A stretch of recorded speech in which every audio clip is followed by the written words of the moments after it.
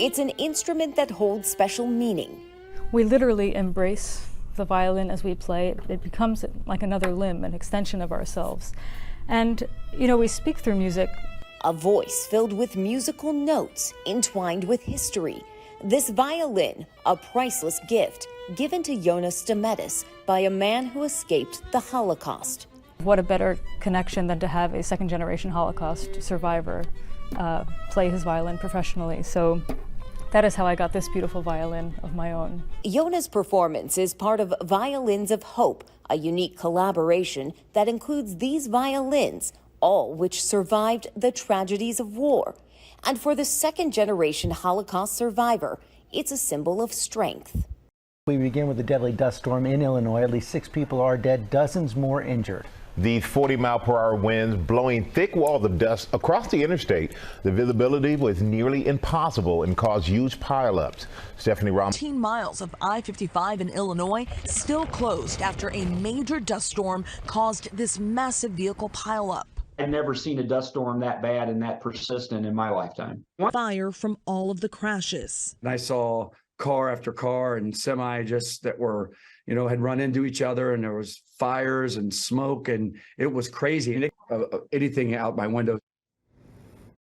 In a place where life is measured by days or even hours. We have been friends for how many years? These two girls have overcome the odds. I need to multiply 20 times 7, and I need to add 7 zeros to the end. 24. Meet my surviving triplet Peyton and her oldest friend Lindy. The two born on the edge of viability, just 3 days apart. And Nurse Dee Dee Stewart was there for all of it. I've been here at the NICU 31 years, so, and there's just some kids who there's just some of them that just hold a special place in your heart.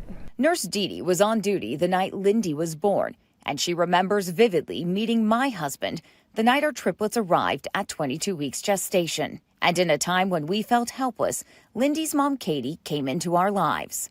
I just kind of was in tunnel vision at that time and didn't know who I could talk to or what I could say, and we became fast friends once we started talking. It's that unique bond NICU parents share that brought us together. Now 10 years old, Lindy and Peyton are back visiting the NICU. We were sick. We were very sick. Yeah, very sick. But this time with a special message for those doctors and nurses who saved their lives.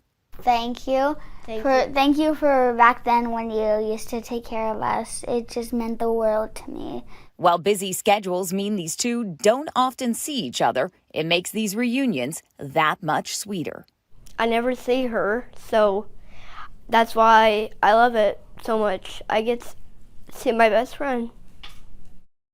From the tractors that drive themselves on the ground to the drones that fly high up in the sky, the Farm Progress Show is home to the highest tech innovations that our agriculture industry has to offer. You're going to see the latest and greatest in agriculture. Fortunately, these companies use the Farm Progress Show as their place to roll out new product. There's just new stuff around every corner. The show is not just for farmers. It is a great learning experience for anyone attending the show. But just come experience it. Take it in, even if you're not from an ag background.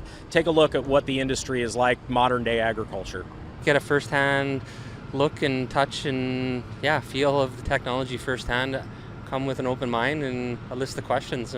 And while the latest and greatest technologies are being showcased here at the Farm Progress Show, there are a lot of exhibitors that have free live music and free goodies to give away. So while you will walk away with a new outlook on agriculture, you may also come home with a souvenir or two. Reporting at the Farm Progress Show in Decatur, Eliza Petrie, back to you.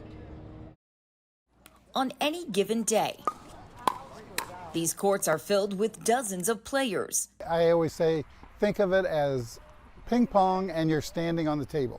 Pickleball has taken over the capital city. Pickleball is a cross between a scaled-down tennis game and ping pong using a small court. And for Jan Gardner, it's a chance to stay active in retirement.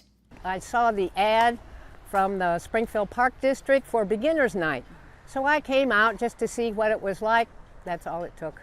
But it's not just for the young at heart. Pickleball's gaining traction with all age groups. And with the high demand for pickleball courts, this empty field will soon become the premier pickleball center. Well, the idea behind it is that the sport is growing so rapidly that when I have a lot of friends we've been playing for a while now, and you go to courts and they're all full. And it's the same sentiment back at Isles Park, a popular sport fostering friendships and bringing a community together one court at a time. Tucked away at the Chatham Library. Yay, Tucker! Yay, Tucker!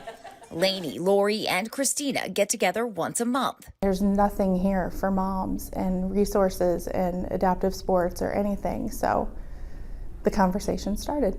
Each one of them parents to an autistic child. So he started to lose all of his language that he had, and his behavior started to change. And while an autism diagnosis provided some answers, moms like Christina Murphy noticed a lack of inclusion. Autism awareness is one thing, but it's you're aware that maybe they have differences, but the acceptance and to include them in everyday everything is totally different. We share ideas, we share pictures of our kids, you know, sometimes we share frustrations about what our kids are doing each day. And as the children play, the moms can talk, giving support to each other in this ever-changing season of life. It's been kind of immeasurable how much of an impact it has had on my life, and I know other women in the group feel the same way, just to not feel alone in something that oftentimes feels very lonely.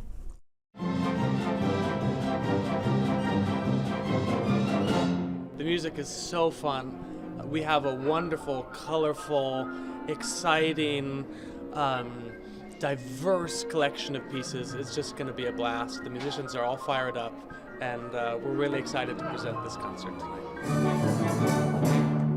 If not everyone is leaving whistling or humming, then I'll be disappointed. We want everyone skipping out of the hall tonight. Keeping their skills sharp today, the department were training on what they called high-risk, low-frequency situations, such as having a firefighter in a dangerous situation and needing to be rescued. SFD was able to use the buildings donated to them to help simulate real-world conditions that they would be unable to do with regular training props. Training could affect the survivability for not only citizens we serve, but also for the firefighters ourselves. Anytime that we can do that in a real-world scenario, it makes us better prepared for the situation that we run into. Now, firefighters are also working to keep up with their training on a daily basis with other aspects of their job, like medical. Ready, aim, fire. Today, we're out here honoring our veterans by placing veteran wreaths. This year, we have over 13,500 wreaths to be placed on the cemetery. The reason we do this is to help honor the veterans. It is part of the mission of remembering the fallen and honor those that are served and who are currently serving, and to help teach the younger generation about the value of freedom. It helps family members to be able to come out here and give respect and see all the respect that other people have given to people out here during this time of year when it's pretty emotional for everybody.